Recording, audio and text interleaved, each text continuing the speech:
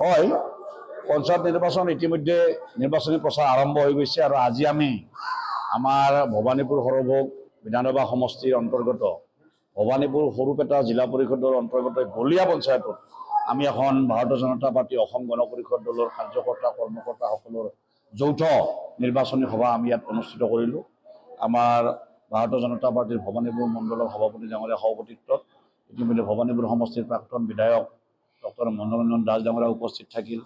আমাৰ দলৰ সাধাৰণ সম্পাদক মনোজ শইকীয়া ডাঙৰীয়া উপস্থিত আছিল আৰু আমাৰ জিলা পৰিষদৰ দুয়োটা দলৰ মনোনীত সদস্য অসম গণ পৰিষদ দলৰ অৰবিন্দ বৰ্মন ডাঙৰীয়া আমাৰ লগত আছে উপস্থিত আৰু আমাৰ এইখন জেপিৰ গলীয়া জেপি দুয়োটা দলৰ ভাৰতীয় জনতা পাৰ্টিৰ মনোনীত সদস্য কাউন্সিলৰ পদৰ প্ৰাৰ্থী আমাৰ অকন্যা ডাঙৰীয়া উপস্থিত আছে।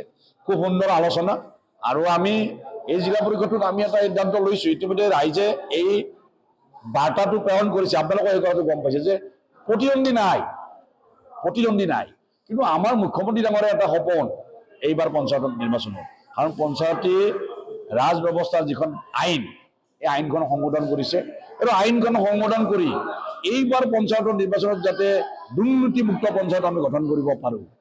পঞ্চায়তৰ জৰিয়তে গাঁও অঞ্চলত বসবাস কৰা একেবাৰে দুখীয়া নিচলা দুখীয়া মানুহগৰাকী দুখ আৰু যন্ত্ৰণা যাতে আমি নিৰ্মূল কৰিব পাৰোঁ, ঠিক এই ব্যৱস্থাৰ পিনে পঞ্চায়ত ৰাজ ব্যৱস্থাটো সংশোধন কৰি এইবাৰ আমি পঞ্চায়তী ইলেকশ্যনত আমি নিৰ্বাচনত অৱতীৰ্ণ হৈছোঁ।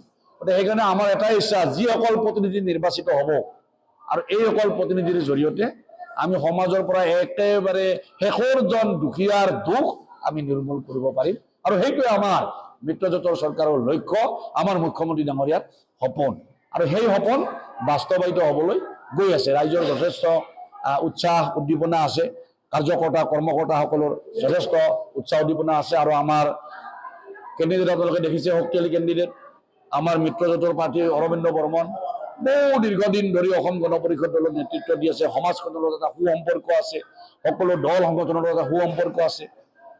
আমাৰ মিত্ৰজোঁটৰ ভাৰতীয় জনতা পাৰ্টিৰ পৰা আমাৰ কাউন্সিলৰ পদৰ প্ৰাৰ্থী অকন্যা ডাঙৰীয়া প্ৰাক্তন ছাত্ৰ নেতা, কেইদিনমান অসম গণ পৰিষদ দলত আছিল, এতিয়া ভাৰতীয় জনতা পাৰ্টিৰ এজন শক্তিশালী নেতা, যথেষ্ট অভিজ্ঞতা আছে সমাজ জীৱনত।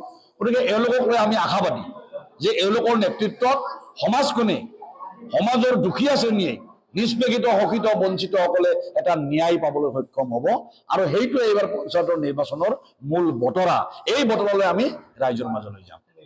এইটো আমাৰ ঠিক ঠাক হৈ আছে, নিৰ্বাচনী পৰিচালনা কমিটিবিলাকে সিদ্ধান্ত লৈ আছে। বজালী জিলাত মুখ্যমন্ত্ৰী ডাঙৰীয়াই সম্ভৱ 30 তাৰিখে নিৰ্বাচনী প্ৰচাৰ চলাব ডক্টৰ হিমন্ত বিশ্ব শৰ্মা ডাঙৰীয়াই আৰু এইটো জিলা পৰিষদত আমাৰ মন্ত্ৰী ৰঞ্জিত দাস ডাঙৰীয়াৰ লগতে অসম গণ পৰিষদ দলৰ সভাপতি কাৰ্যকৰী সভাপতি নিৰ্বাচনী প্ৰচাৰ চলোৱাৰ কথা আছে। ভাৰতীয় জনতা পাৰ্টিৰ সভাপতি মাননীয় দিলীপ শইকীয়া ডাঙৰীয়াকে ধৰি নেতৃবৃন্দ আমাৰ আহিব। ঠিক তেনেকৈ বজালীৰ দক্ষিণ প্ৰান্তত দক্ষিণ পশ্চিম জিলা পৰিষদ এটা আছে, এইটো মাইনৰিটি ডমিনেণ্ট আমাৰ এৰিয়া আৰু সেইটোত আমাৰ খুব ভাল। আমি এইবাৰ নৱমা ধৰণে সেই চিটটোত আমি জয়লাভ কৰিবলৈ সক্ষম হ'ম। ৰাইজৰ বিপুল সঁহাৰি, সংখ্যালঘু ভাইসকলৰ যিটো সঁহাৰি, তেওঁলোকৰ সেই বদ্ধমূল ধাৰণা এতিয়া উফৰি গৈছে, সেই ধুবুৰীৰ পৰিৱেশ নাই, কাৰণ চামগুৰিয়ে অসমৰ ৰাইজক এটা নতুন বাৰ্তা দিছে আৰু মুছলমান মানুহক আমাৰ মাইনৰিটি মানুহক এটা নতুন আশাৰ প্ৰেৰণা দিছে আৰু সেই আশালৈ এটা নিৰ্বাচন পৰিচালনা হৈ আছে। আমি তাতো জিতিব পাৰিম, তাতো আমাৰ কেন্দ্ৰীয় নেতৃবৃন্দ আহি নিৰ্বাচনী প্ৰচাৰ চলাব। কংগ্ৰেছ বুলি এতিয়া কি শব্দ আছে? কংগ্ৰেছে আসন দিব লগা কাৰণে দিছে, কংগ্ৰেছৰতো কোনো স্থিতি নাই। এতিয়া আপুনি বাগবৰত যাওক, এতিয়া মন্দিয়া হৈছে বোধহয়, বাগবৰত যাই চেয়াৰমেন আলী এতিয়া মানে ৰাইজৰ দলৰ অৰ্গেনাইজ কৰি আছে। আপুনি ওচৰৰ সমষ্টি পাকা বেতবাৰীত যাওক, এতিয়া মানে বিধায়ক জাকিৰ হুছেইন সিকদাৰ ডাঙৰীয়াৰ অৱস্থা নোহোৱা হৈছে, সকলো ঠাইতে UDFৰ দপদপনি। তেওঁলোকৰ এই ব্যৱস্থাটো হৈ গৈছে, তেওঁলোকৰ মাজত ভাঙনটো আহি গৈছে, তেওঁলোকে সেই ষ্টেণ্ডটো ল'বনে? কংগ্ৰেছৰ সেই ষ্টেণ্ড নাই। নমস্কাৰ, মই অপন কুমাৰ ডেকা, 1 নং নিজ ভৱানীপুৰ আঞ্চলিক পৰিষদৰ 3 নং গলীয়া গাঁও পঞ্চায়তৰ অন্তৰ্গত আঞ্চলিক পঞ্চায়তৰ আঞ্চলিক সদস্য পদৰ প্ৰাৰ্থী তথা মই কাউন্সিলৰ পদৰ প্ৰাৰ্থী। কোন দলৰ পৰা? মই ভাৰতীয় জনতা পাৰ্টি আৰু অসম গণ পৰিষদৰ মিত্ৰজোঁটৰ প্ৰাৰ্থী। কি ক'ব ৰাইজক উদ্দেশ্যে? ৰাইজৰ প্ৰতি মই এই ক'ম যে ৰাইজে এইকেইদিনত বিপুল সঁহাৰি জনাইছে আৰু আগন্তুক দিনকেইটাতো মোক সঁহাৰি জনাই বিপুল ভোটত মোক ৰাইজে জয়যুক্ত কৰিব বুলি মই আশাবাদী নহয়, প্ৰায় নিশ্চিত। তো আপুনি ৰাইজৰ মাজত আগবাঢ়িব। কিছু অসম চৰকাৰে গোটেইখিনি আমাক ইতিমধ্যে দিছে আৰু বহু ধৰণৰ কাম আমাৰ পঞ্চায়তত আহি আছে।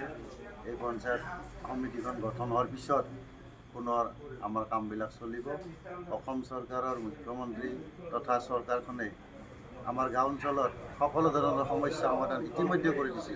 তাৰোপৰি যিখিনি আছে আমাৰ চৰকাৰে ইতিমধ্যে ৰেডি কৰি থৈছে। আমি কেৱল এইখিনি সুন্দৰভাৱে ৰূপায়ণ হৈছে নে নাই তাৰহে আচলতে আমি প্ৰতিনিধি। আমাৰ চৰকাৰৰ প্ৰতিনিধি হিচাপে আমি এইখিনি কাম কৰিছোঁ।